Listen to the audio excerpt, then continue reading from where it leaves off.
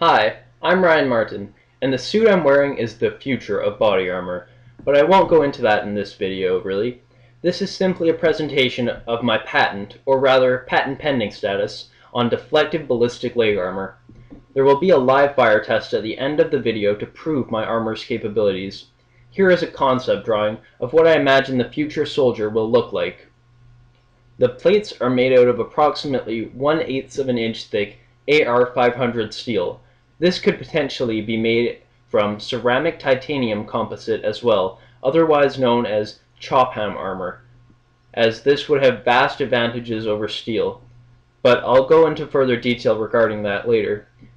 The plates are bonded at approximately a 95-degree angle. The total weight of the pants is 20 pounds and feels like nothing when it's spread out on the body so well. They are theoretically capable of defeating any NIJ level 3 threat like an AK-47 or any light machine gun from approximately 10 to 15 degrees either way from the front with almost no blunt trauma.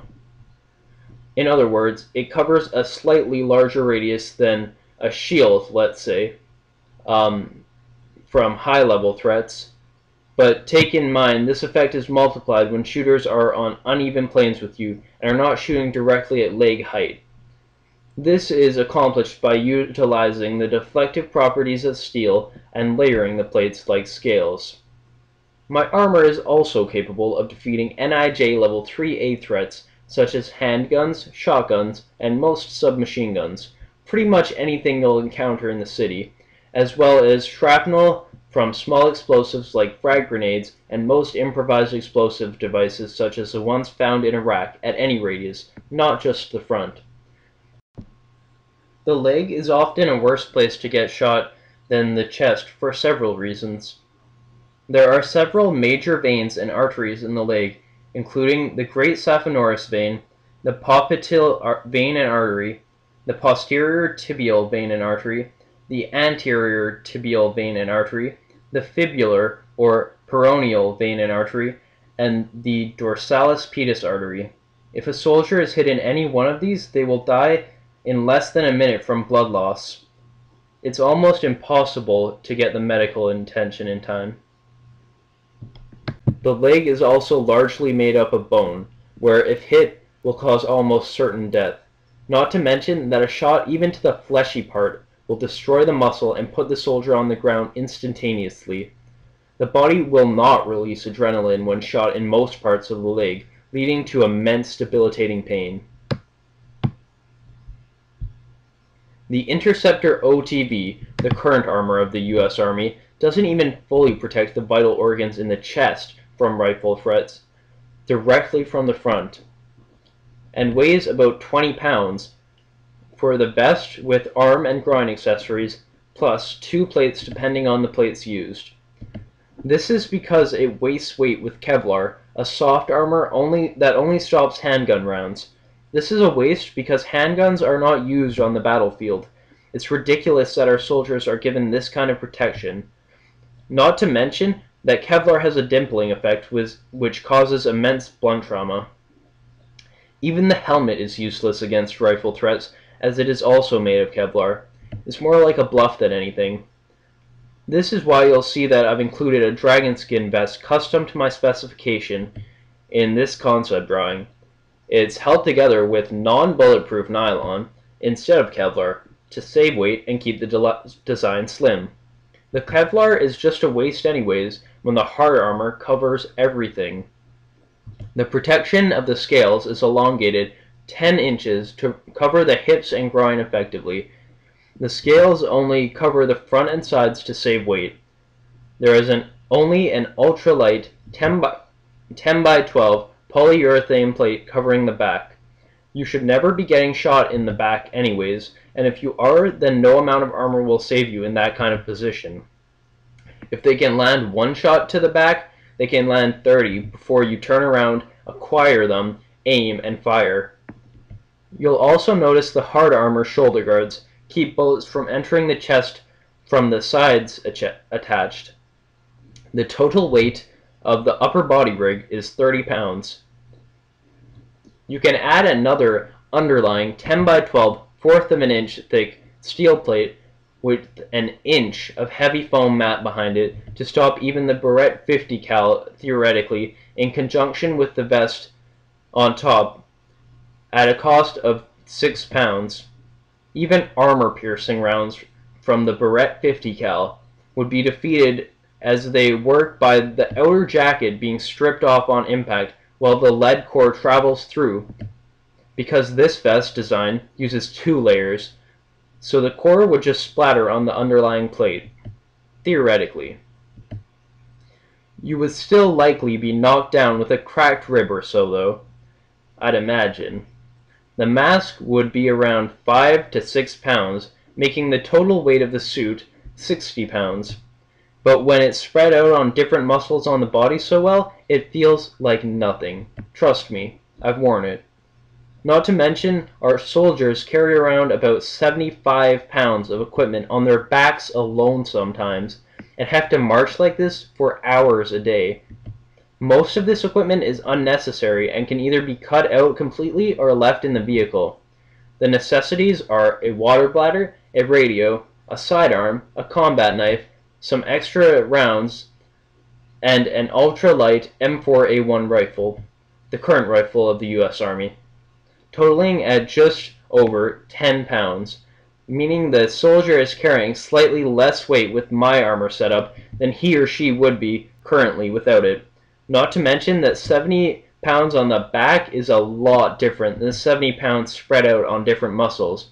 Each muscle can only pull so much weight without strain. It's a very delicate balance. You would even be able to run and wear your armor all day without strain. Medieval knight armor could weigh as much as 140 pounds.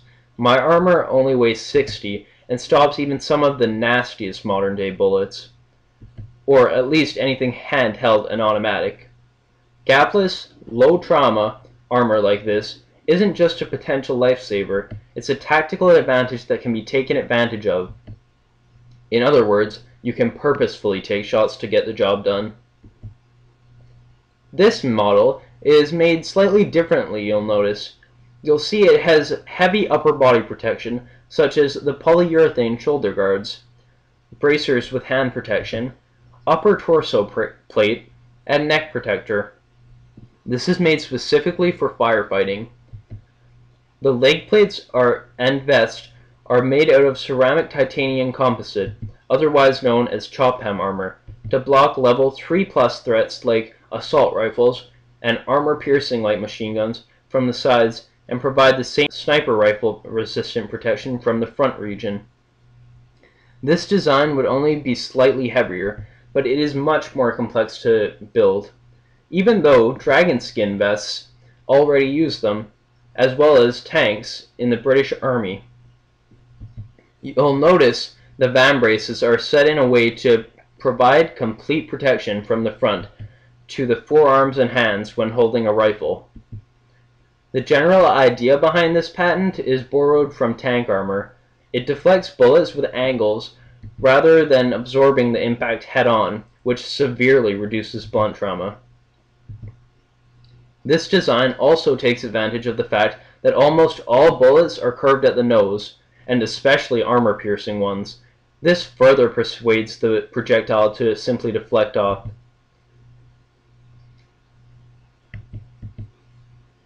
Materials are 2 times thicker from a 60-degree angle, and steel has some of the most impressive deflective properties available on top of that.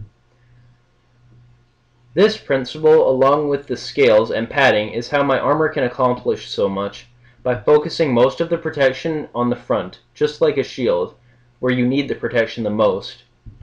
This concept reduces blunt trauma and saves weight. You'll also notice the plates lay on top of each other like scales, and they are padded at the back. This absorbs blunt trauma as well. Not to mention that this scale design leaves no gaps in the armor, and taking a shot to the shin bone or any bone in the leg always hurts a lot more than taking it to the flesh. My armor, inherently, does not touch any of the leg bones at any point, only the flesh, even the padded parts. Before I move on, I'd like to note that these spikes are deceiving. they do not actually interfere with my sitting or bending down. The knee spike is a very useful advantage in hand-to-hand combat as well. The first models of the armor, the steel leggings, would be marketed as a traumaless NIJ level 3A armor, but it would be a well-known fact that it stops all automatic rifles from the front region. This is just because the NIJ simply might not certify protection from a certain degree from the front. Now that that's out of the way, let's go through the three different models, starting with the heaviest, the Juggernaut model. The prototype that will be tested is essentially the Juggernaut model. This model has plates made with 1/4 of an inch AR-500 steel. The weight is 40 pounds. It defeats the Barrett 50 cal from 15 degrees either way from the front, from point blank range, by utilizing deflection with minimal blunt trauma. The bottom two plates are 1/8 of an inch thick to save weight and stops all level 3+ threats from everywhere else. It's meant to be deployed by helicopter or carried with the HULK Exoskeleton system. The HULK Exoskeleton system, made by Lockheed Martin to create a weightless power armor with very heavy protection like the ones seen in science fiction games like Fallout 3. This is no longer a fiction, but rather a reality thanks to my invention, as you can clearly see. As you'll see though, even this model is more than manageable manually. Next up, the ultralight model. It's made with 1/8 of an inch thick AR-500 steel and defeats all NIJ level 3+ threats from 15 degrees either way from the front with minimal blunt trauma, and stops all NIJ level 3A threats like handguns and submachine guns and explosives from everywhere else. The total weight is just under 20 pounds. The next model I'd like to discuss is the Alien model. This model is made from Chopham armor. It's basically ceramic plates encased in titanium to keep them from cracking. This is a very lightweight form of armor, and also very strong. The potential with this armor is to stop all level 4 threats and possibly beyond that, like sniper rifles and armor-piercing rifles from 15 degrees either way from the front, and all level 3 threats like AK-47s and most light machine guns from any angle, as well as explosives and everything below that. This model would weigh approximately 25 pounds and could easily be worn on a daily basis. Enough talk. Let's get to the field testing. To start off, the mobility testing. These weigh almost 40 pounds, but see how mobile it is when it's spread out on the leg so well and held on the hips. Now imagine only 18 pounds. Time for the moment you've all been waiting for, the live fire test.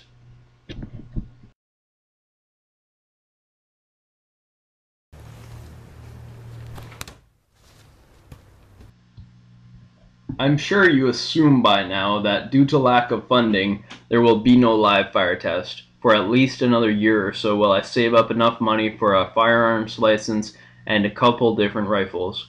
Getting steel armor tested at a range is surprisingly difficult in Canada, but if you're interested, I'll gladly lend you the prototype for testing.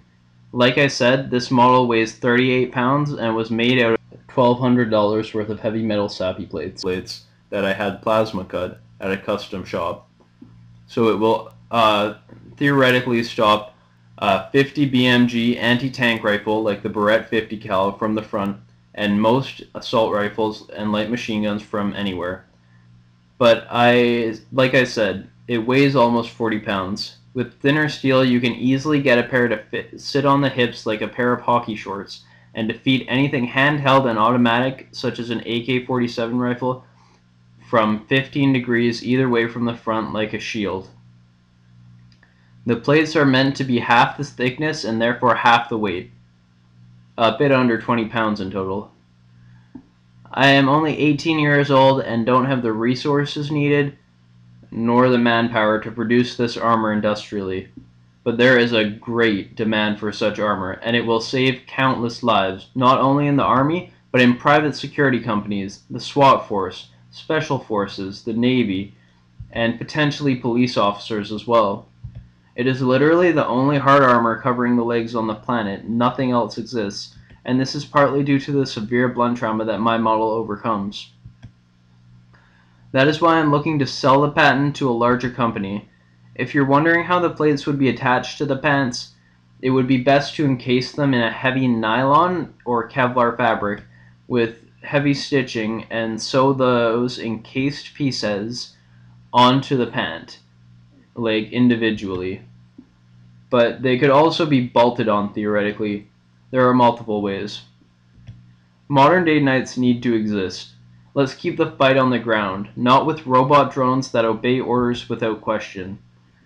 This armor is here and ready for testing. If you would like to see its capabilities before you buy the patent. In fact, I'm sort of bummed that I spent $1,600 and 6 months building these and can't get any shooting range to test them. I'm willing to either sell the patent flat out or license it in exchange for royalties, and any combination of two. You can contact ryanjmartin@gmail.com if you are interested. Again, that's ryanjmartin@gmail.com. Or more directly, contact the U.S. Patent and Trademark Office regarding my patent, or patent pending status rather. The filing number is 29/418195. Again, that's 29/418195. They will direct you to me. You may also see me in the official USPTO Gazette, if you read it. If you have a connection that you think would be interested in my idea, I would be glad to work you into the deal. Thanks again. Have a great day.